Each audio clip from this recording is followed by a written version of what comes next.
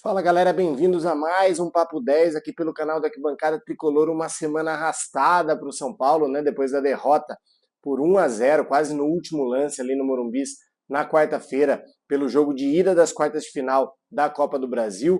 Aquele golzinho no final do jogo realmente deixou a semana do São Paulino muito mais pesada, mas nem tudo está perdido. A gente está aqui para analisar então um pouco desse jogo, apesar da derrota. O resultado não adianta muito a gente falar, é óbvio que foi um resultado muito ruim.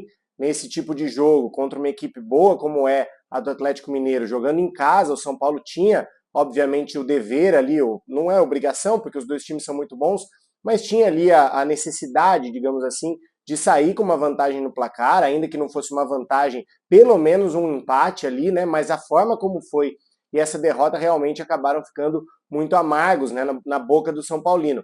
De qualquer forma, assim, analisando a questão do desempenho, acho que o São Paulo se propôs a fazer um jogo um pouco mais conservador, que vem sendo a linha adotada nas Copas, né?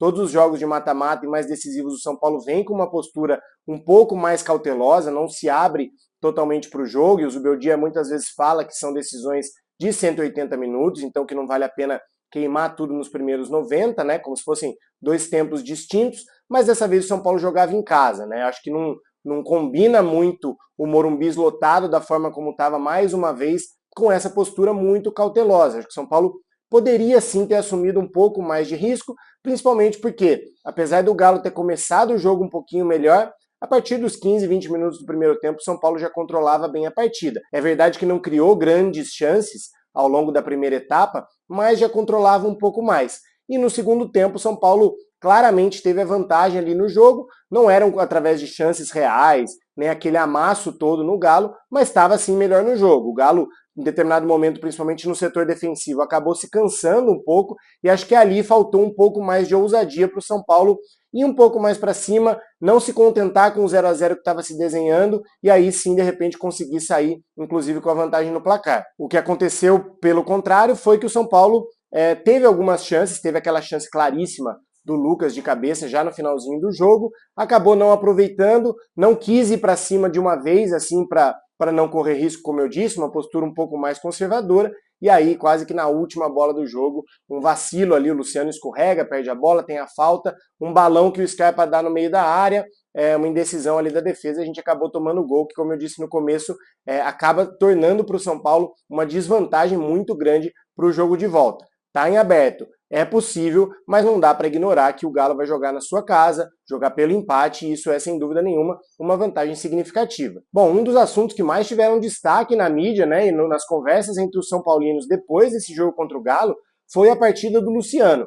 E aí eu não vou entrar de novo nesse tema, porque já tem vários vídeos aqui no Papo 10 falando da possibilidade de jogarem o Lucas e o Luciano juntos, o que justificaria jogarem os dois juntos e o que teria que ser deixado de lado, por exemplo, para privilegiar o Lucas como 10 e o Luciano de repente no banco. Isso já é assunto de vários outros vídeos e vários outros debates entre os São Paulinos. A questão desse jogo é que eu acho o seguinte, o Luciano, por tudo que ele já fez e continua fazendo no São Paulo, os gols decisivos, a entrega que ele tem, a identificação com torcida, etc., acho que isso pode justificar o fato dele ser titular em uma partida como essa. É um jogo grande, o Zubeldia já mostrou que confia no Luciano para esse tipo de partida e acho compreensível e justificável que o Luciano seja titular em jogos assim.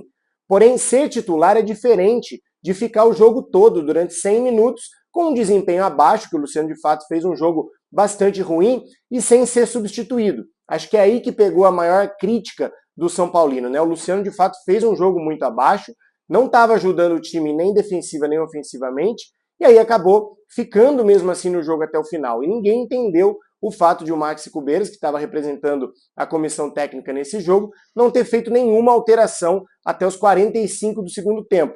E quando ele fez essa alteração, ele coloca o Nestor pelo lado direito, no lugar do Wellington Rato. Então, assim, além de não dar para entender a demora em fazer a substituição em si também não entendi, porque o Nestor nunca jogou daquele lado direito, poderia até trocar com o Lucas, né? O Lucas ir para lá e o Nestor jogar na esquerda, tudo bem, mas assim, para um time que estava empatando em casa, com a chance de repente ir um pouco mais para cima e ganhar o jogo, porque a zaga do Atlético, como eu disse, já estava bem cansada.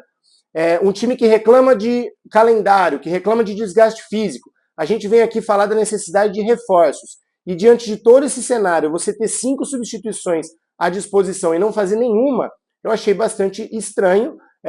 O Cubeiras justificou isso, dizendo que na visão dele o time estava bem, e de fato o São Paulo não fazia um jogo ruim, mas assim, tinha que ter trocado, e principalmente no futebol de hoje, com o desgaste todo que tem, com o calendário brasileiro, etc., para mim não se justifica isso de ter ficado até o final. E aí, na substituição que fez, meio inexplicável assim. O Lucas já estava bem cansado, o Luciano, como eu disse, fazendo um jogo ruim, e aí o São Paulo optou, a comissão optou por não fazer nenhuma substituição até os 45 do segundo tempo. Se agarrou nessa possibilidade mais conservadora de manter o time até o final e levar um empate para o jogo de volta, e aí foi castigado essa covardia, vamos chamar assim, de não assumir um risco adicional, acabou sendo, como no futebol acontece muitas vezes, castigada quase no último lance, e a gente toma então 1-0. Vamos para o jogo de volta depois da data FIFA, tendo que reverter esse placar na casa deles.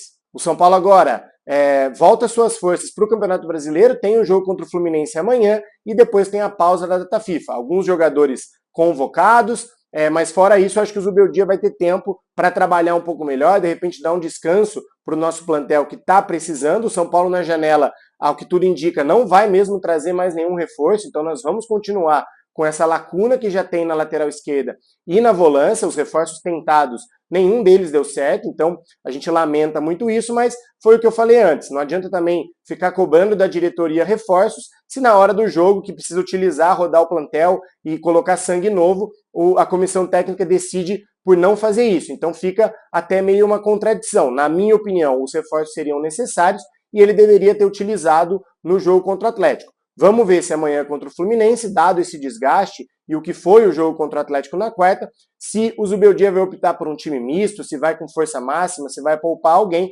enfim, cenas para os próximos capítulos. Bom, pessoal, eram esses então os assuntos do Papo 10 de hoje. Um comunicado para vocês, a gente vai ter uma pausa para balanço aí por 3 finais de semana, a gente volta depois no dia 28 de setembro, se eu não estou enganado, um outro sábado, né? A gente volta aqui com o Papo 10. Então, agradecer a audiência de vocês mais uma vez. Vamos ter essa breve pausa aqui para alguns ajustes no AT. E obrigado mais uma vez. Bom final de semana para todo mundo. Até dia 28 de setembro. Um abração.